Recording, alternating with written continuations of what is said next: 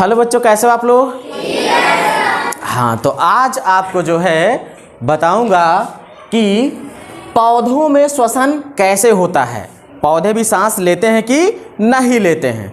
आपने सुना होगा बुजुर्गों से, काफ़ी लोगों से, कि रात में पेड़ के नीचे मत सोना।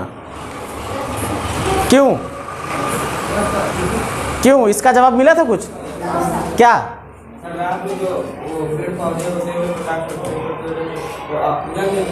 सही बात है, कुछ हद तक सही है। ठीक है, दरअसल कहा यह जाता है कि गलत भ्रांतियां फैला देते हैं कि पौधे रात में कार्बन डाइऑक्साइड छोड़ने लगते हैं। ऐसी बात नहीं है, पौधे कभी कार्बन डाइऑक्साइड छोड़ते नहीं हैं, वो हमेशा लेते हैं और ऑक्सीजन ही छोड़ते हैं। लेकिन ये प्रक्रिया रात में नहीं हो पाती है, इसीलिए कार्बन डाइऑक्साइड का लेवल बढ़ जाता है और ऑक्सीजन का लेवल घट जाता है। इसीलिए कहा जाता है कि रात में पेड़ों के आसपास नहीं सोना चाहिए। और बाकी कुछ लोग जो डराने के लिए कह देते होंगे कि रात में पेड़ के नीचे सुबह भूत आए तो देखो, पौधों में श्वसन, यहाँ पर देखोगे एक पत्ती बनी हुई है और पत्ती की ये टहनी है और टहनी जो है उसकी शाखाओं से जुड़ी होती है और जड़ों तक पहुँचती हैं। उसकी शाखाएं जो होती हैं, है ना, वो कहाँ तक पहुँचती हैं भाई? शाखा पेड़ से लगी होगी, पेड़ की जड़ें होंगी और जड़ से जो है पानी आता है, वो कहाँ तक? पत्तियों तक पहुँचता है और सूर्य का प्रकाश आता है, वो भी पत्तियों पर पड़ता है। अब होता क्या है, बिल्कुल यही सेम प्रक्रिया प्रकाश संश्लेषण में भी है। ठीक है, प्रकाश संश्लेषण मतलब भोजन का बनना और ये श्वसन, ये सब बिल्कुल मिले जुले हैं एक दूसरे से। अब देखो, इधर से सूरज का प्रकाश पड़ रहा है, जड़ों से पानी आ गया है और जब सूरज का प्रकाश पड़ता है तो पत्तियों में पाए जाते हैं बिल्कुल छोटे छोटे छिद्र या रंध्र, चाहे छिद्र कहो चाहे रंध्र कहो। इंग्लिश में उसको स्टोमेटा बोलते हैं। क्या बोलते हैं? स्टोमेटा। इस छिद्र का डायग्राम हमने यहाँ पर दिखाया हुआ है।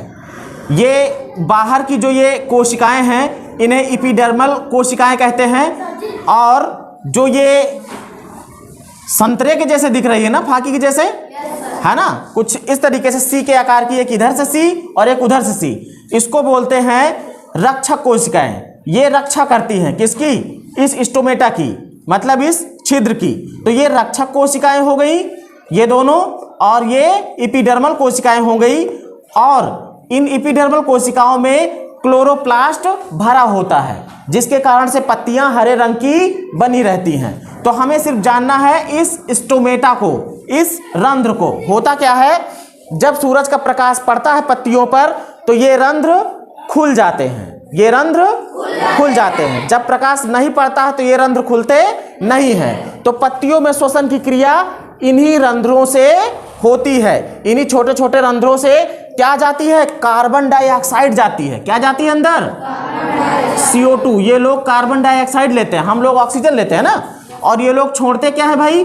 ऑक्सीजन को छोड़ते हैं, बाहर निकालते हैं। जब ये रंध्र खुलते हैं तो वातावरण में जो भी कार्बन डाइऑक्साइड होती है उसको इनहेल करते हैं, अंदर लेते हैं, सांस अंदर लेते हैं। और फिर जो है वो कार्बन डाइऑक्साइड अंदर जाता है।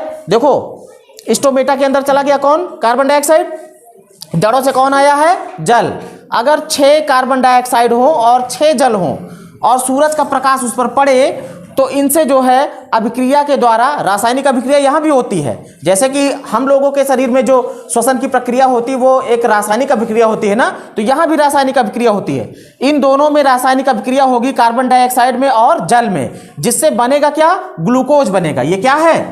ये ग्लूकोज है, बिल्कुल सेम वही वाला ग्लूकोज जो हमारे शरीर के अंदर भी बन जाता है। और देखो, ये है ऑक्सीजन।